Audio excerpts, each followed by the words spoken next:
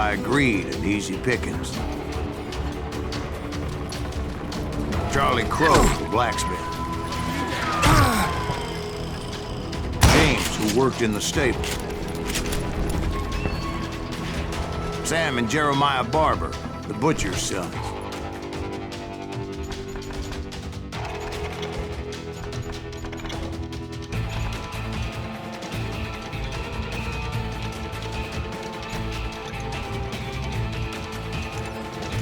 Ordinary citizens who lived a double life. Stealing and thieving and murdering their neighbors.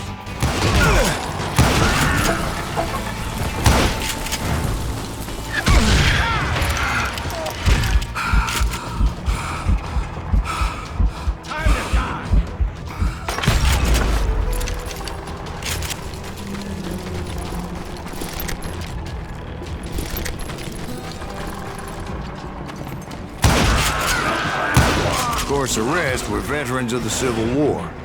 Stone-cold killers trained on the bloody fields of Shiloh and Antietam. Plummer had a lot of men on his payroll. A hell of a lot. That son of a bitch pretended to protect the public with one hand while stealing them blind with the other. He set up a defensive perimeter which I had no idea how to breach. I think he's scared. Dangerous, desperate individuals. I was outnumbered and in way over my head, but I was too damn stubborn and stupid to realize it. They must have thought I was tough, or had some kind of death wish, seeing as there were barrels of gunpowder everywhere. I thought I was some kind of hero.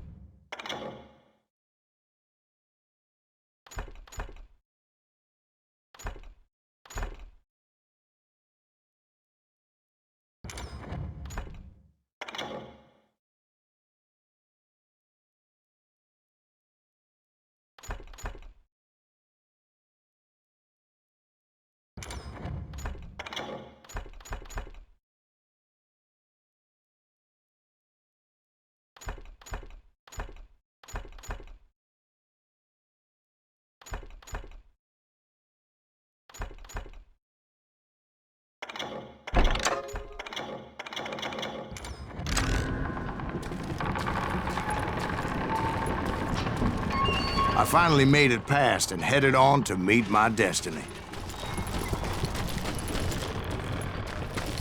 But first, I had something I needed to figure out.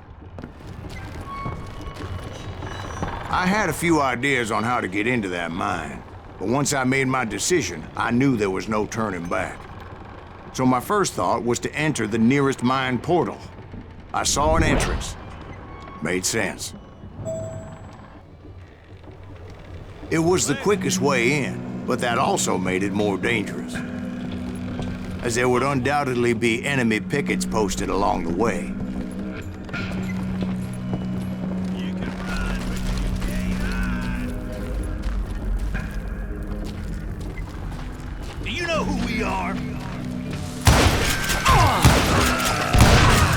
God damn you!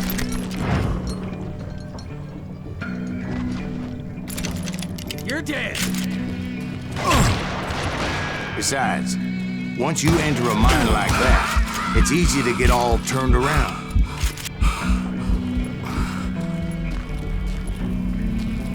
And that confusing maze of corridors wouldn't even be the worst of it.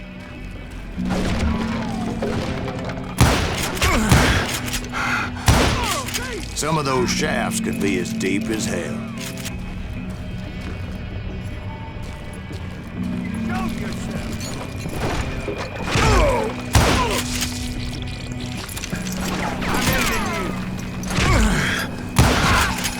single stumble or misstep can easily end in a deadly plunge to oblivion.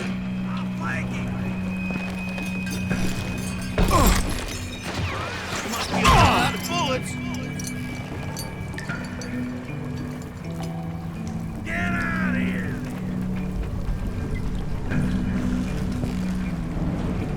Time to blow your shit up!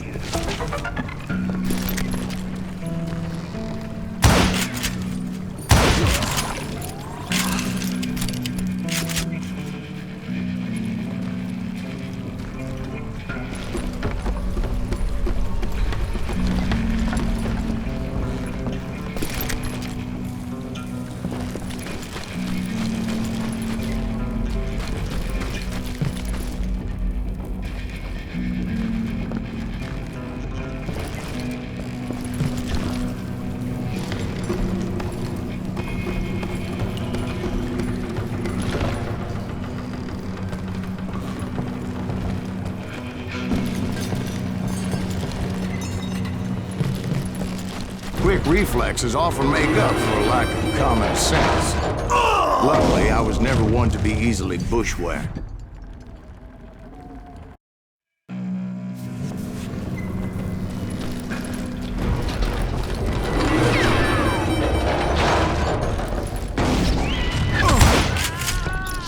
I would just need to be careful not to blow myself to kingdom come.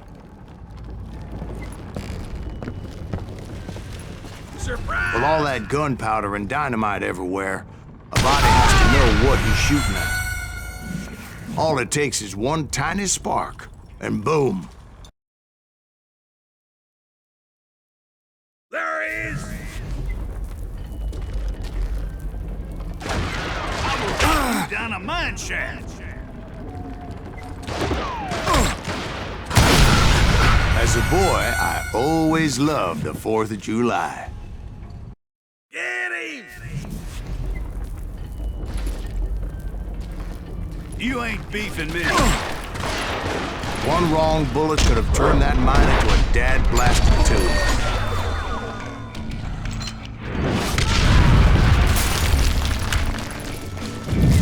I freely admit that my plan of attack is not just moronic, but clearly insane.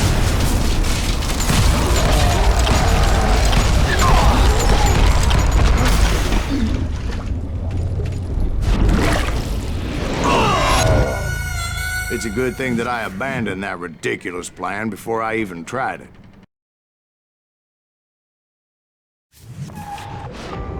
Instead, I spotted a ladder, a way into the mine from the opposite side.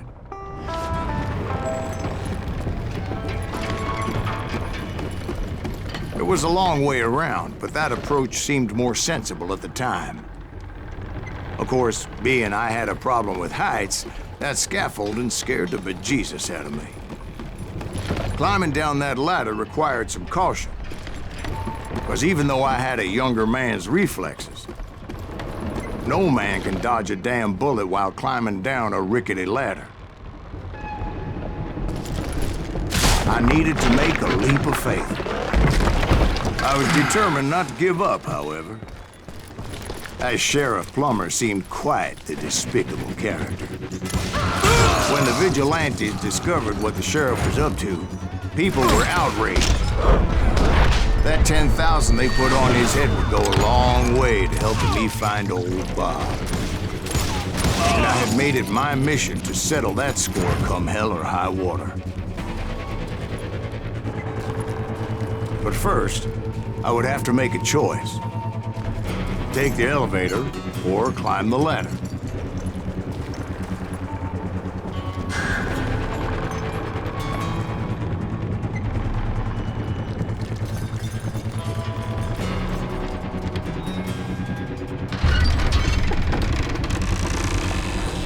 I picked the more convenient and more dangerous route.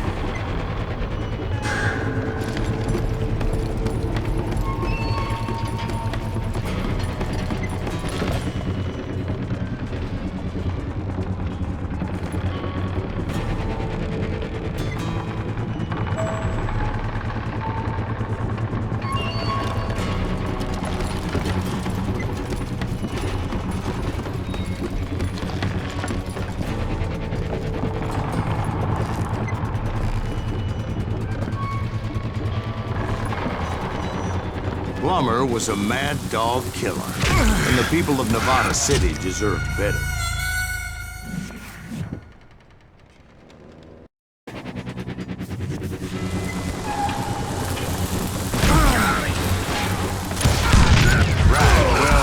He was the sheriff of both places one time or another, but that's neither here nor there.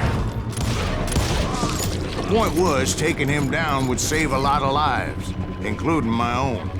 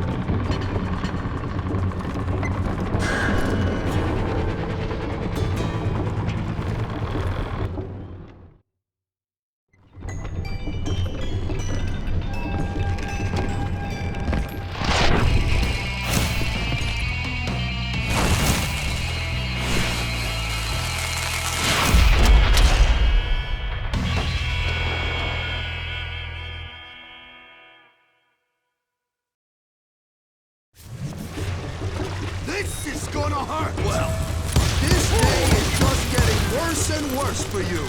Hey! Henry Plummer was clearly unhinged, and I could see right away that this was gonna take some doing. Why not just give up and die? I got a lot more dynamite than you! I need some help here! Come on, boys! Take this cocksucker out!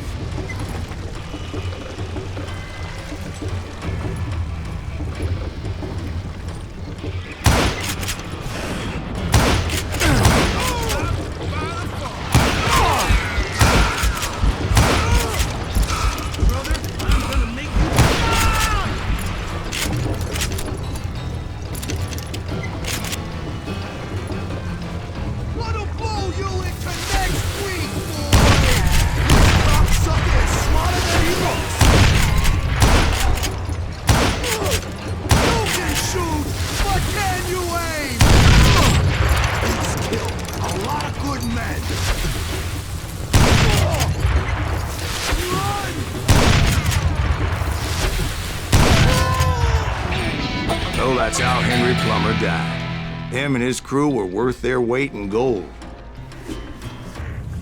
And now, I was officially a bounty hunter.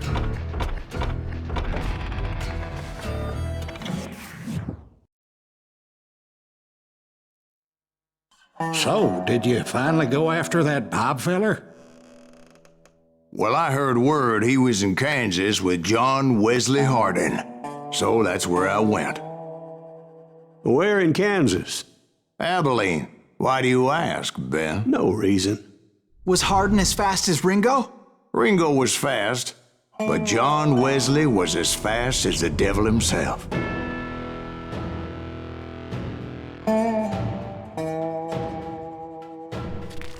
Hell, he killed his first man at 15. From that day forward, he had a price on his head and wouldn't back down for nobody, not even Wild Bill Hickok himself.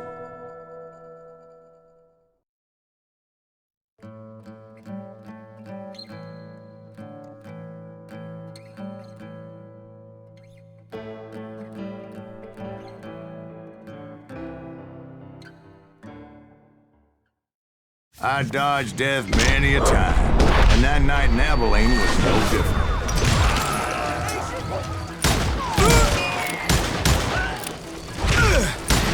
I was there with the intention of finding that bastard Bob and collecting the bounty on John Wesley.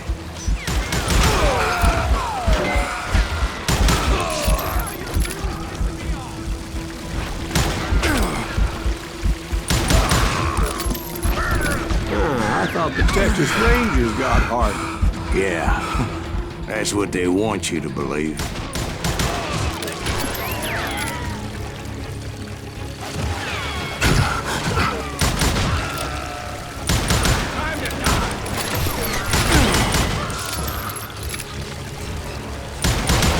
It was cold in a witch's tit and a brass bra that night as I fought my way past his loyal compadres to the very same saloon we're sitting in today.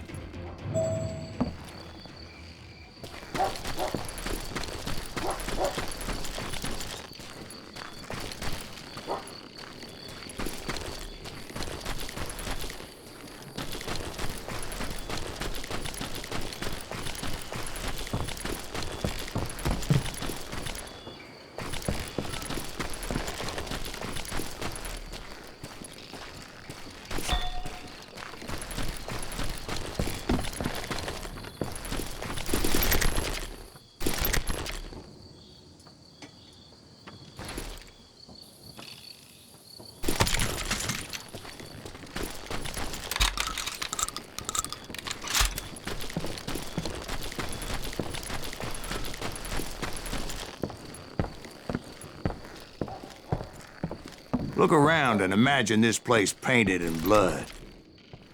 Harden was waiting for me, and...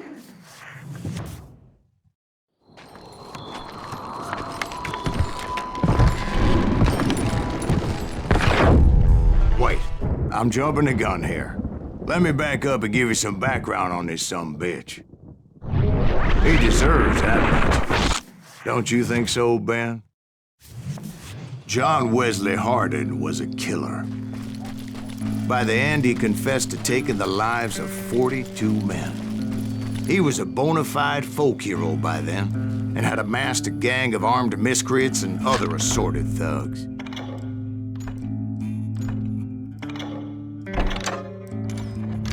He and his men set up camp outside of town, and I was hoping Bob was among them. Shit, it's cold out here. Freezing my giblets. Damn it! Shoot that son of a bitch! They didn't ask why I was there. They knew. Most of them were wanted as well. I figured Harden was here somewhere, but to get to him, I'd have to get past his gun hands. Better 3 hours early than a minute too late. God damn it! Shoot that son of a bitch! Let him get away with that!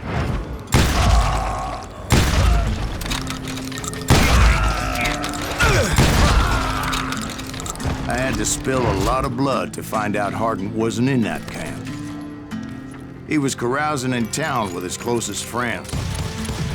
Harden's boys apparently didn't want me to reach the Bull's Head. Some were hightailing it into town to inform their jefe of my unwelcome presence.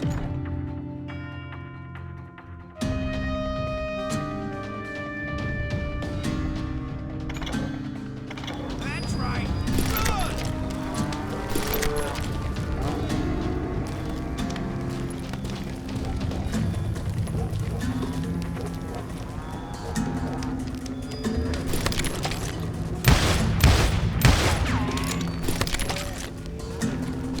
Kill him already! I hit him! Fast! Brother, I'm gonna make you pay for that! Tell Harden someone's coming for him! Stop that son of a bitch! Let the boys know we got another law dog.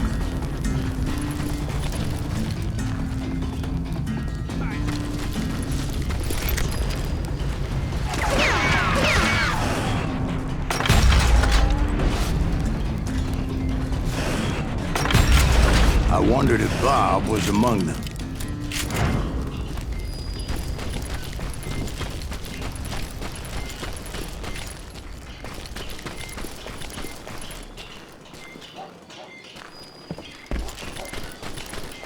And I steeled myself for the fight ahead. For as good as I was, deep down I wondered if John Wesley wasn't just a little bit better.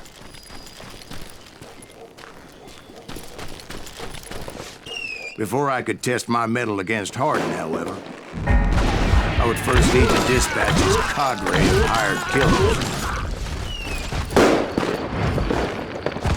Most of these degenerates were beyond redemption, but John Wesley might have been a different story. I didn't learn until later that that night was in fact his birthday celebration.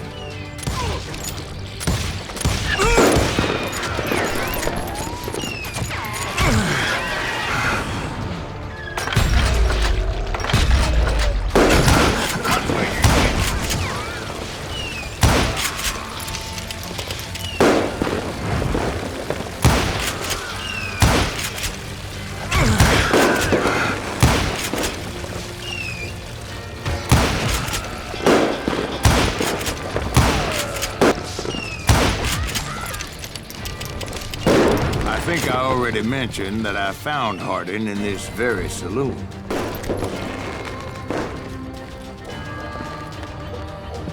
Yeah, you know you can't beat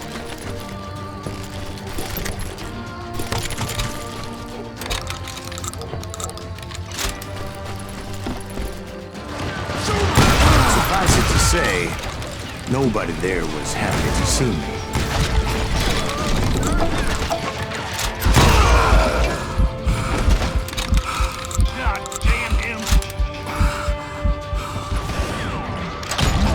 In fact, I felt a certain hostility. Sorry, son of a bitch! I was disappointed that neither Bob nor John Wesley were among the dead. But that was short-lived, as a moment later I was facing down the fastest gun in the West.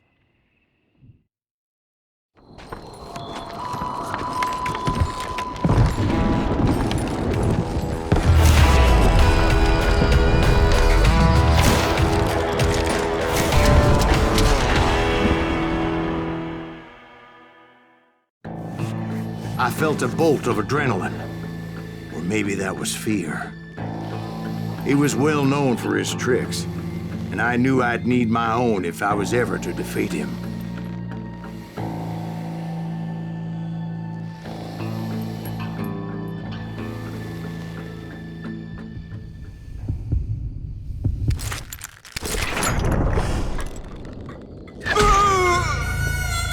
No, wait! He didn't hit me then. I'm sure of it.